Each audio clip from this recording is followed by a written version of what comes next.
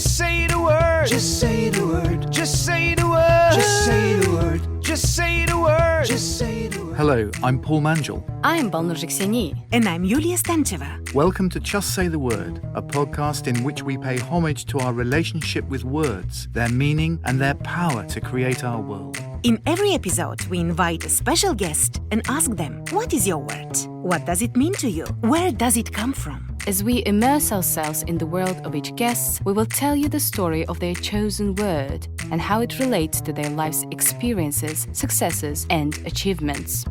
Our guest in this show is Vlad, an up-and-coming comic, actor and writer who's appeared on BBC Three and BBC One. He's received 4 awards on the circuit in different clubs and is currently working on his debut work-in-progress show, Hi, My Name is Immigrant, which premiered on the Brighton, Cambridge and Camden Fringe before being taken to Edinburgh for the 2023 Fringe Festival. Welcome, Vlad. Thank you. It's an absolute pleasure to have you in our studio. And in time-honoured fashion, the time has come for you to just say the word. And your word is? Menopause. Menopause, yeah, we thought about this. Never failed to surprise and to impress. And we thought the best thing to do was give it all to you. So you can do the talking to begin with, yeah. Right. Why did you choose menopause? Yeah, that's, menopause. It happens to, you get the flashes, headaches, you wake up in the middle of the night, where's my pajama? Why am I wearing one sock? What's happening?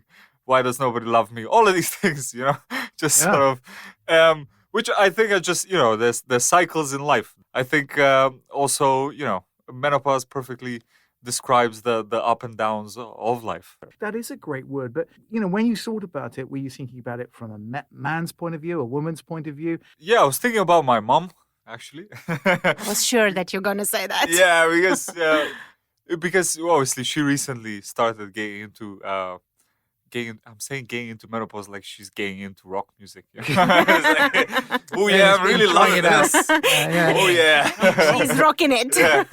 It's obviously affecting a large part of the population. And then the way it influenced me is I think my mom's early menopause meant that I was getting the belt back home from school. Or getting the wooden spoon, or the papucha, or the slipper, whatever it was. Yeah. So I think that definitely influenced my life further on. For Balkan children, trauma is very important early on. We want to set an early foundation of traumatic experience. You need to understand. Normalize it. Yeah. We both understand it because I'm Bulgarian and he's Macedonian. So being part of that world. Yeah, part of that collective madness. And then when I came to the UK and I was in the supermarket and something happened, but the parent made a mistake and he apologized to the child. Balkan parents do not apologize to their children. If anything, Balkan parents are always right. Yeah, they're always right. Also, here, children, they if there's a storm, they're scared to fall asleep. If you're a Balkan child, you get used to sleeping on 2 chairs on the wedding. Yes. So it's gonna last till 1 a.m. and you ask them, Dad, when are we leaving? And they're like, oh, just one more beer and we're gonna go home. And you're there just sleeping, covered in a jacket. Correct. Your brother is under the table crying with a cake, stuffing his face in. And that's just a normal childhood. Yeah. So we're talking about Balkans and Balkan parents and Balkan people. But is menopause something that's accepted, or is it a taboo subject? It needs a bit more explanation, I think. Like conversations I've had, for example, with my mom at the beginning, she's been very taboo about it herself. I'm like, listen, if you actually go to the doctor and talk about it, maybe he'll be able to prescribe something so you don't have to suffer from mood swings or you don't have to accept it. She's taking it on in this very sort of moralistic Christian way of, oh, this is my toll, this is my cross that I have to carry as a woman. She has to soldier through it. Yeah, you have to soldier. You don't have to, Mom. Communism is over. You can accept help and get it all done and over with. Yeah. So I think she's getting there now. But it took a lot of talking from me and my brother for her, and my dad is the same way. Just I think men are in some sort of an invisible menopause as well. You know, it's just That's for sure. Well, I mean, invisible to them, but perfectly visible and tangible to everybody else. You know? exactly. Yeah. It's just they don't use that word. I don't know what they use. Yeah. You know, something else. Yeah, you what know. would be the men's know. equivalent? Well, I mean, it is. Midlife crisis? Yeah, people We talk about we male prefer. menopause or whatever it is, but you know, you know, your faculties diminish in all kinds of ways, and Yeah. you know, you finish up staring reality. Except exactly what happens, you have a couple more beers, you know, so Yeah. But a couple of more beers, or which doesn't help, you know, in the end. You know? no, I mean, it helps you build. Yeah, it helps you another build. table Yeah, exactly. on top of your. But like it hits some men differently. Like they start talking about, they get into the science of it all because obviously the testosterone shuts down completely. They use a little dosage of steroids, Yeah. a legal dosage of steroid to kickstart testosterone. Because obviously when you're younger, it's damaging because you're producing it naturally. But when you don't produce it naturally anymore, some doctors allow them to take small amounts of steroid use to kickstart that testosterone, which in turn, you know, they think they're going to have a second youth, but all they really have is a really hairy back. I had no idea we had such medical knowledge on this. Yes. We need to rebrand this as the doctor is in or something. Well, quasi-doctor. What they call bro science. On Yeah. Do you think that the word itself can carry a positive meaning? Absolutely. Well, I think that's actually, it's a crucial intersection in life because obviously we tie it to a certain age or we tie it to a certain period in life, whether it's the invisible male menopause or the very real female menopause. It comes either at a time where you have that empty nest syndrome where the kids have all grown up and they've gone to college and now you're alone. Oh, well, you know, and you start summarizing life. Oh, what is life? You know, you wake up, you've had children, you've done everything, and then you failed, and now you're supposed to die. That's I think of a very important takeoff point. It's where people become at the peak of their wisdom. Also, it's almost like a spiritual awakening. It's that conversation with yourself, that ability to be able to reflect on yourself. If you take yourself too seriously and you are kind of counting stuff that's in front of your eyes, that's one thing.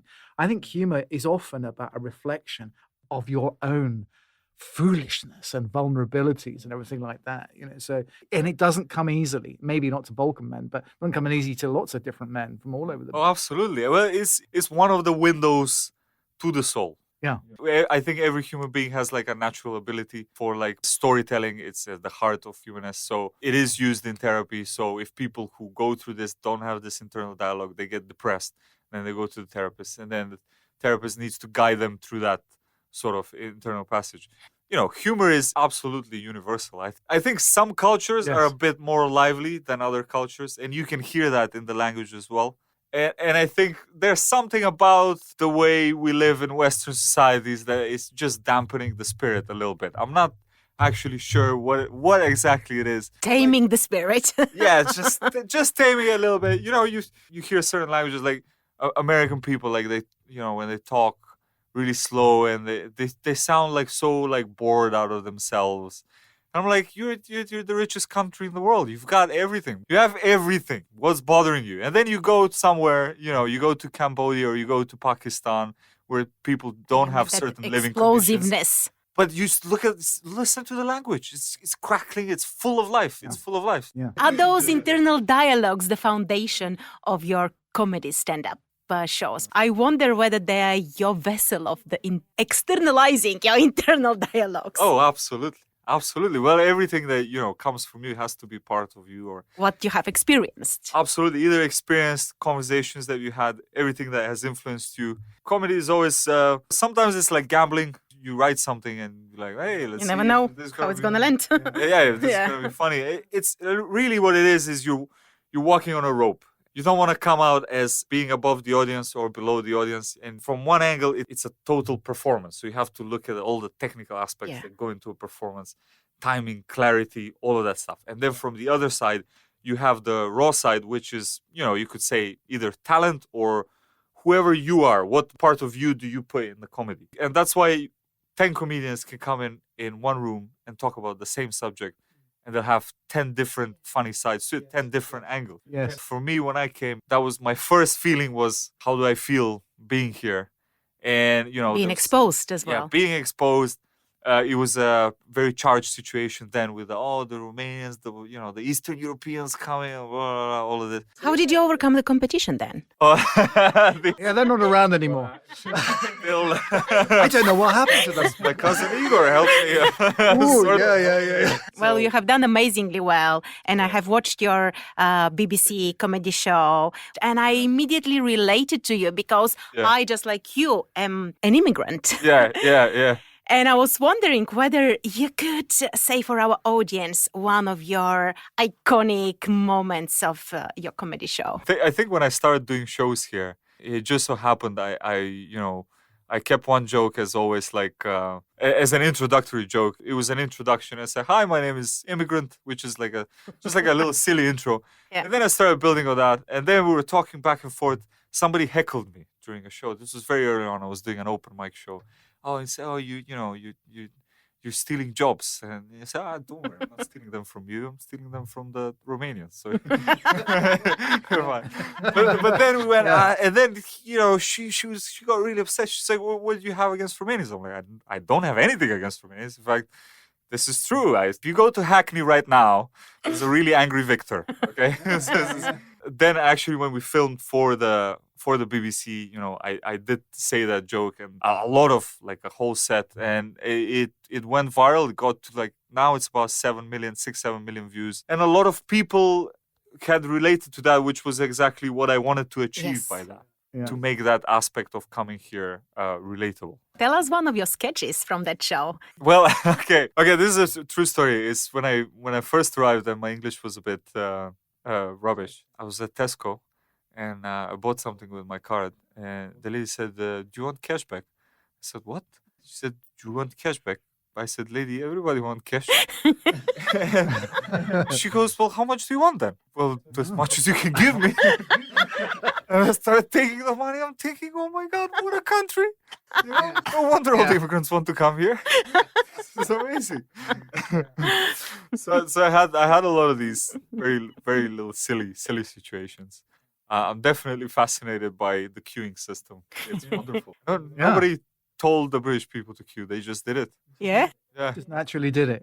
It's part of their genealogy, And the fact that they went, this is a bit annoying, but let's just do it. Let's just hang around here and then I can tell when I get home. I can tell my wife I queued and how long I did it for, and who was in front of me and who was behind me and what they said, and that that's a whole Ritual. ritual that comes about that. Yeah. Is there anything that you found that words that you really don't use, stuff that hasn't worked for you? Is there anything from your perspective, a concept that you found really difficult to crack? Absolutely. You touched on a really interesting point that I've been thinking of for a long time, because sometimes I realized very recently that, comedy is actually is the best comedy is simple. But sometimes as a writer, as an artist, as a musician, you're always seeking to intellectualize everything or to go deep into everything.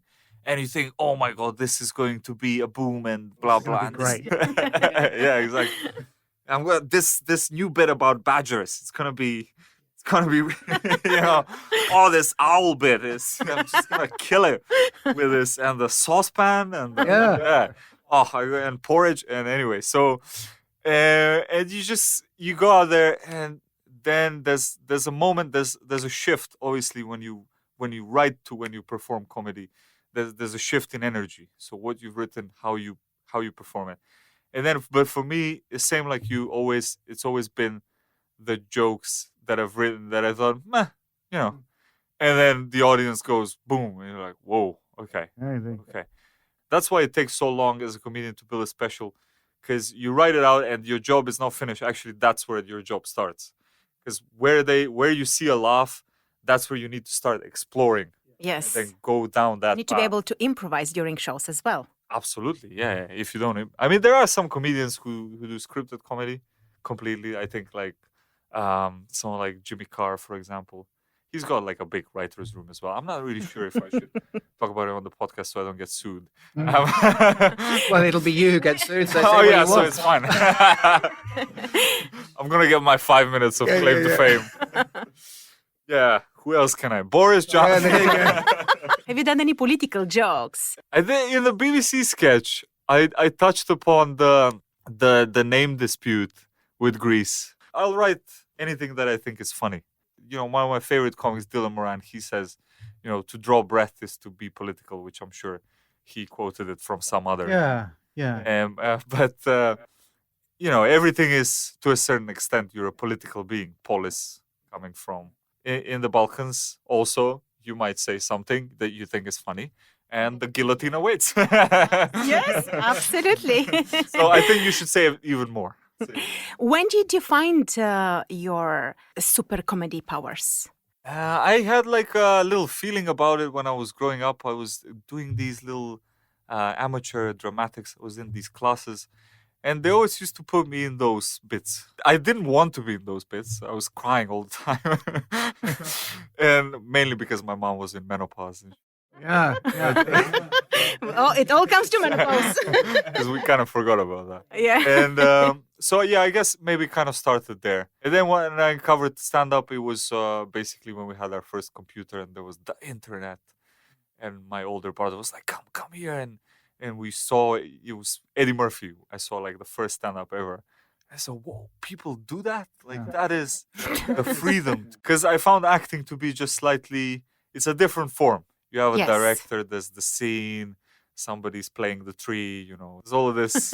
You have more power in being who you are right now. Yeah, more power in more control. Yeah. It's a double-edged sword. Yeah, Absolutely. That's exactly it. You are defining your moment. You are your own director at that stage, your own producer. A stand-up comic is exactly that.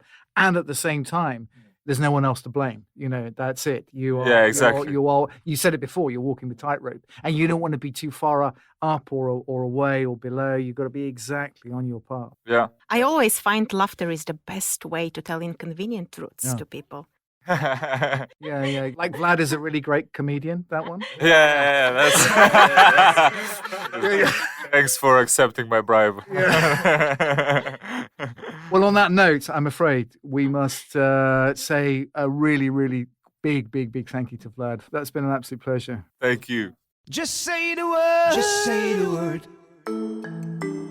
According to the World Health Organization, natural menopause is deemed to have occurred after 12 consecutive months without menstruation, for which there is no other obvious physiological or pathological cause, and there hasn't been any clinical intervention.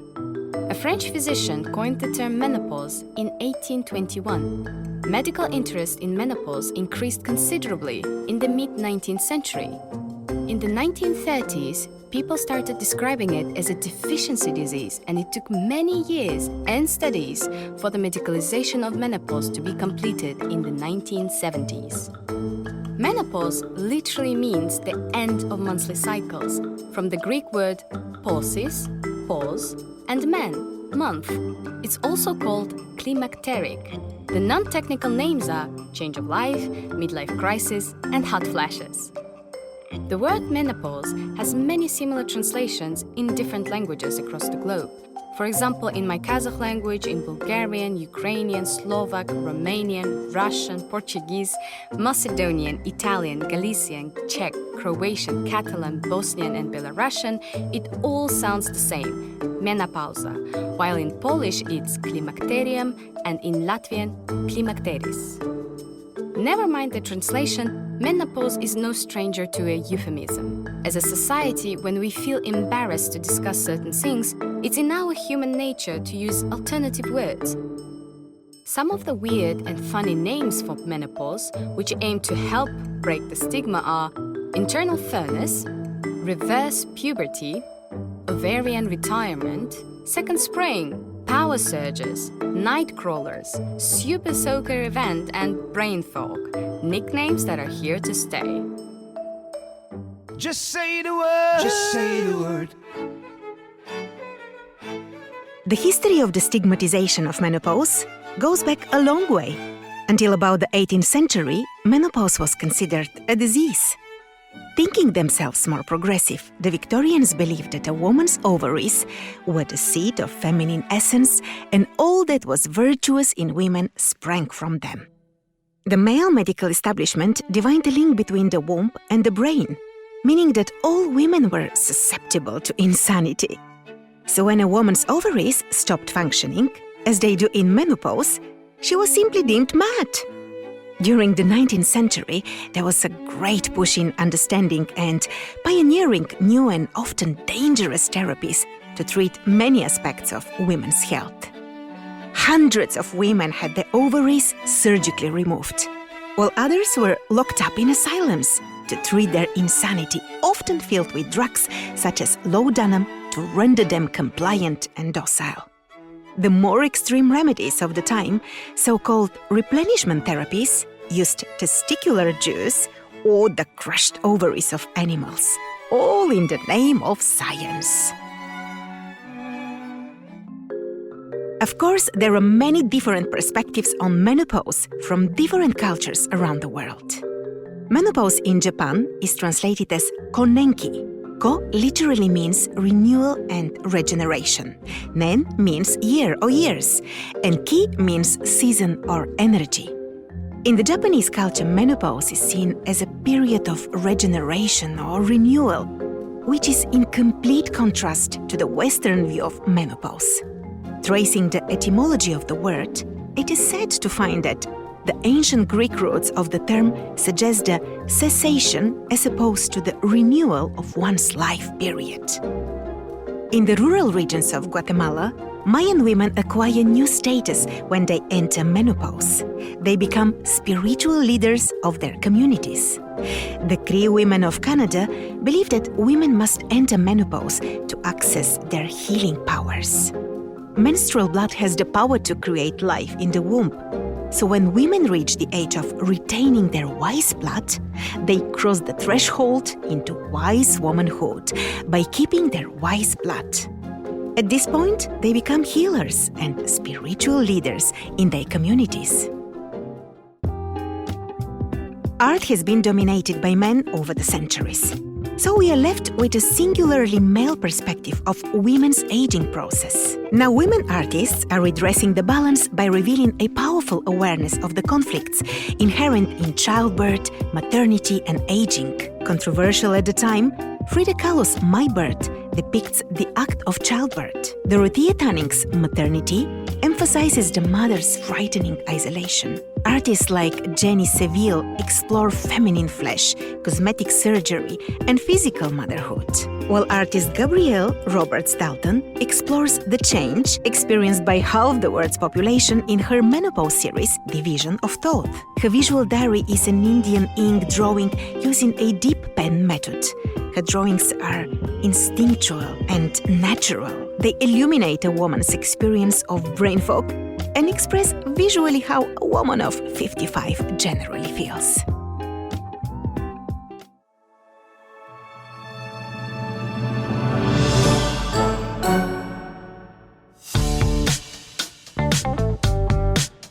There are many creative responses to menopause in the arts, reinventing the way we see the change.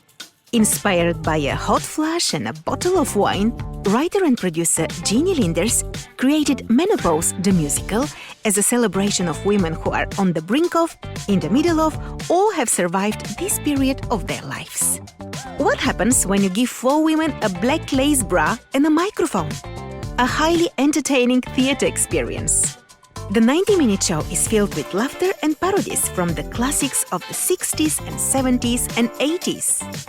The disco hit Stayin' Alive becomes Stayin' Awake. Motown's favorite My Guy is transformed into My Thighs. The Lion Sleeps Tonight switches to In the Guest Room or On the Sofa, My Husband Sleeps at Night. And the Puff the Magic Dragon becomes the anthem to exercise. Puff, my God, I'm drugging.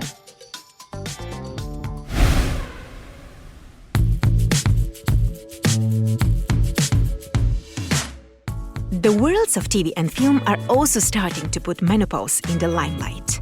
In the second season of Fleabag, Christine Scott Thomas delivered a passionate monologue about womanhood, eulogizing menopause as a relief with no more periods or childbirth.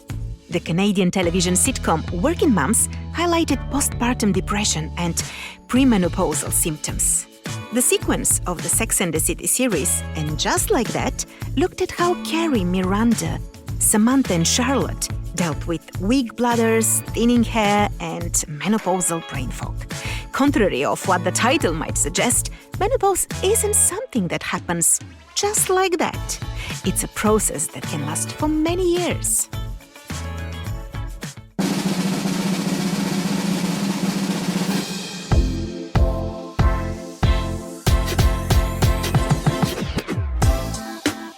Sex, Myths and the Menopause is a Channel 4 documentary presented by Davina McCall. McCall had just turned 44 and felt as if she was losing it with hot flushes, depression and mental fog. In her show, she shares her menopause story, busting midlife taboos from sex to hormone replacement therapy. The TV presenter sparked the so-called Davina effect, which created an increased demand for employee menopause support in the workplace.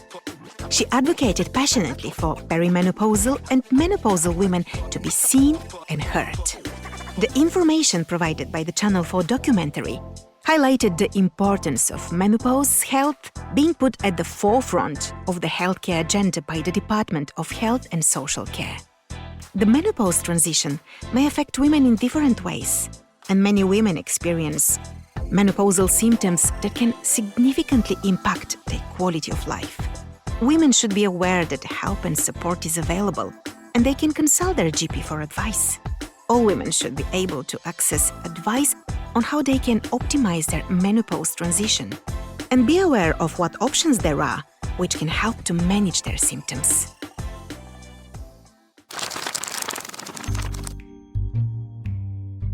The tissues dry out, the muscles weaken, the skin sags, the bones become brittle and porous, easily fractured. No one can be sure of escaping the horror of this living decay. Right, you would be forgiven for thinking this is an extract from a science fiction book, but you will be wrong. This quote is taken from the 1966 factual book Feminine Forever by gynecologist Robert A. Wilson, who displays an extreme and despairing attitude towards menopause. Thankfully, since the publication of Wilson's book, society has progressed both scientifically and culturally in the ways we view menopause. Luckily for today's women, there is a more positive approach towards the subject, such as the book Cracking the Menopause by broadcaster Mariella Fostrup and award-winning health journalist Alice Smelly. This book takes a light-hearted approach, giving information wrapped in humor. Being able to laugh at yourself is an invaluable coping tool, helping to empower and liberate women of all ages when they feel able to own their menopause instead of suffering it.